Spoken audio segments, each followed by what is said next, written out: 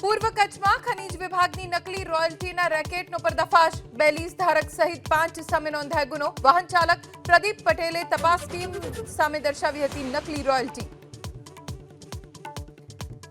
Medical mafia doctor Sanjay પટોળિયાને સાથે રાખી ખ્યાતિ હોસ્પિટલમાં ક્રાઇમ બ્રાન્ચની તપાસ. પંચનામું કરી રહી છે ક્રાઇમ બ્રાન્ચની ટીમ.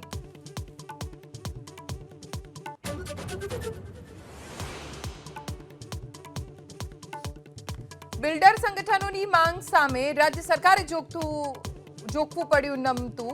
સૂચિત જંત્રી સામે વાંધા અરજીની મુદત વધારી. 20 જાન્યુઆરી સુધી ઓનલાઈન અને ઓફલાઈન કરી શકાશે અરજી. ઈવીએમ મુદ્દે મહારાષ્ટ્ર વિધાનસભા ગૃહમાંથી વિપક્ષનું વોકઆઉટ. ઉદ્ધવ ઠાકરે જૂથના ધારાસભ્યોએ ન લીધા શપથ. અજીત પવારે આપી કોર્ટમાં જવાની સલાહ.